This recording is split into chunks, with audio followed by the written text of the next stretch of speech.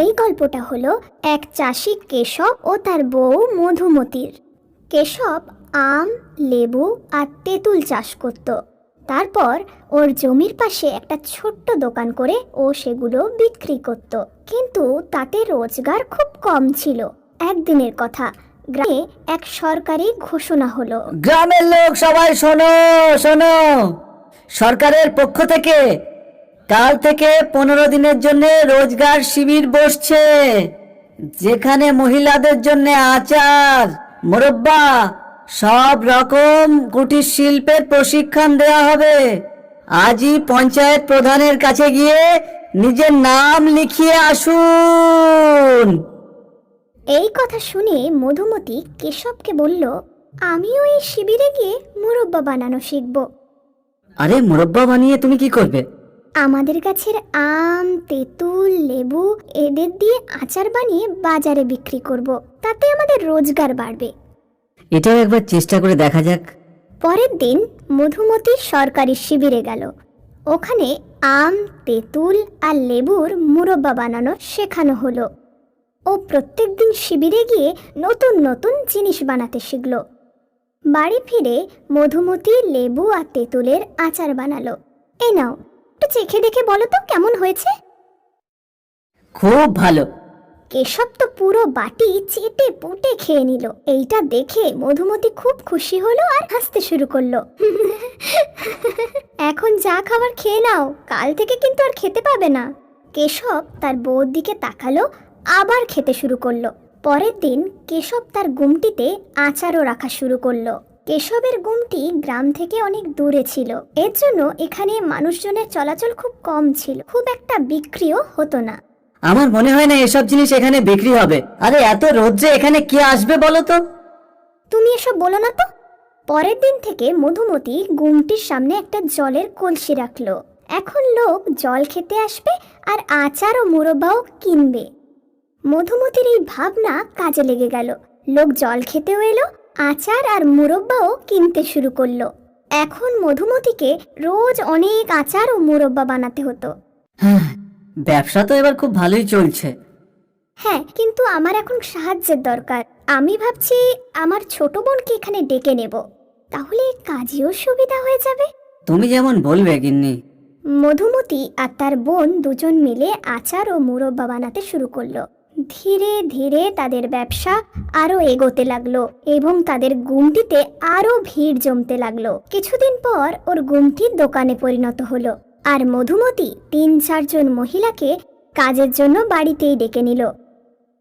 মধুমতি আর কেশবের পরিশ্রমে তারা 1 বছরের মধ্যে একটা গোডাউন কিনে নিল আর সেখানে একটা আচার ফ্যাক্টরি গড়ে তুলল। এখন মধুমতি নিজেই অন্য মহিলাদের ট্রেনিং দিতে শুরু করলো আর তাদের পারিশ্রমিকও দিতে শুরু করলো। মধুমতি পাঁপড় বানানো শুরু করলো।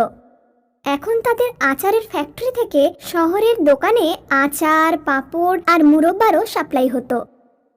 কেশব আর মধুমতি খুব খুশি ছিল, কারণ তাদের ব্যবসা খুব বাড়ছিল।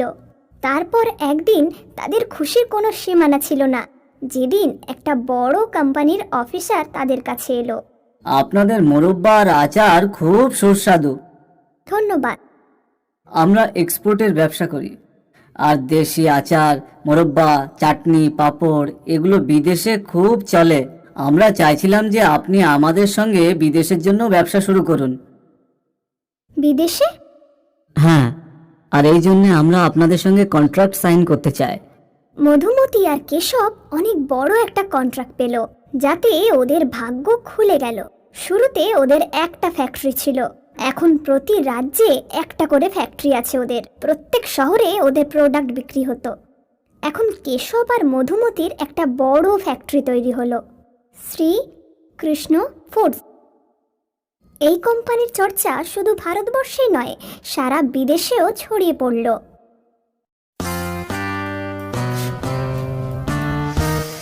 মিতালি, এই দেখো, দুধের স্বরকে এইভাবে ভালো করে ফুটিয়ে তার থেকে শুদ্ধ দেশি ঘি বানানো হয়। ঠিক আছে ঠাম্মা। আচার বানানোর জন্য সবার আগে যেটা দরকার তা হলো আমকে ভালো করে শুকিয়ে নিতে হবে। কেন ঠাম্মা? কারণ আমের মধ্যে যদি একটু জল থেকে যায় তাহলে মশলা মেশানোর পরে স্বাদ একটুও ভালো হয় না। ঠিক আছে ঠাম্মা, আমি বুঝতে পেরেছি। এইভাবে মিতালি তার ঠাকুমার থেকে অনেক কিছু জিনিস বানানো শিখলো। মিতালি রান্না করতে খুব ভালোবাসতো। সময় এগোতে লাগলো, আর এখন মিতালি সুন্দরী এক যুবতী হয়ে উঠেছিল। ঠাকুমা মিতালির বিয়ে এক সুপুরুষ যুবক মহেশের সাথে দিলেন। মিতালি আর মহেশ তারা একসাথে আনন্দে দিন কাটাচ্ছিল। 1 বছর পর মিতালি আর মহেশের 2 যমজ সন্তান হলো, যাদের নাম তারা অলোক আর আদিত্য রাখলো।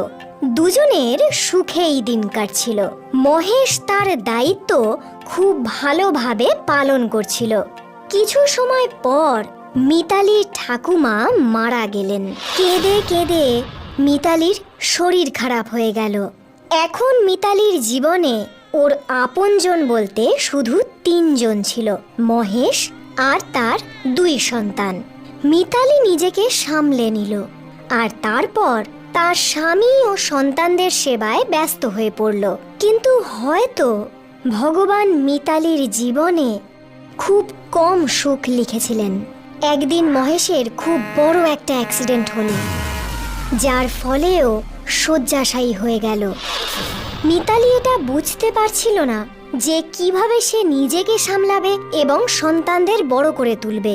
কিছুদিনের মধ্যেই তাদের ঘরে খাদ্যের অভাব দেখা দিল। তাদের কাছে ওষুধ কেনারও টাকা ছিল না। আর তারপর একদিন মহেশও এই পৃথিবীর মায়া ত্যাগ করল। মহেশের মৃত্যুর ফলে মিতালির জীবনে আরও দুঃখ নেমে এলো। সংসারে মহেশই একমাত্র উপার্জন করত, যার চলে যাবার ফলে সংসারের আর্থিক পরিস্থিতি খুবই খারাপ হয়ে গিয়েছিল। মিতালি কোনো দিন উপার্জন করেনি, কিন্তু এখন তার কাছে আর কোনো উপায় ছিল না। এখন যদি আমি রোজগার করতে না পারি তাহলে আমার 2 সন্তানই না খেতে পেয়ে মারা যাবে। আমাকে রোজগার করতেই হবে, কিন্তু কিভাবে রোজগার করব? আমি তো সেভাবে কোনো কাজই শিখিনি, এমনকি পড়াশোনাটাও জানি না। মিতালি এই চিন্তায় ডুবে ছিল। সে বুঝতে পারছিল না যে তার কি করা উচিত। হঠাৎ তার নজর ঘরে থাকা এক পাত্রর দিকে গেল। আচার, হ্যাঁ, আমি তাহলে আচার বানিয়ে বিক্রি করতে পারি। মিতালি আচার বানাতে শুরু করলো, আর যেই তার আচার তৈরি হয়ে গেল সে সেটাকে একটা বড় পাত্রে ভরে ফেলল। এই আচার মিতালি বাজারে নিয়ে গেল। সেখানে চেঁচিয়ে চেঁচিয়ে মিতালি আচার বিক্রি করলো। বেশ অনেকে মিতালির থেকে আচার কিনল। আর সন্ধে হওয়ার পর মিতালি বাড়িতে এসে তার উপার্জন দেখে খুব খুশি হলো। সেই টাকা দিয়ে মিতালি আরও আম কিনল, আর তার 2 সন্তানের জন্য খাবার জিনিস কিনে নিয়ে গেল। পরদিন মিতালি আবার আচার বানালো। আবারও সে বাজারে গিয়ে সেগুলো বিক্রি করলো। কিছুদিনের মধ্যেই মিতালির আচার পুরো শহরে খুবই বিখ্যাত হয়ে উঠেছিল। আর এখন সবাই লাইন দিয়ে মিতালির আচার কিনতে শুরু করলো। মিতালি খুশি ছিল, কারণ সে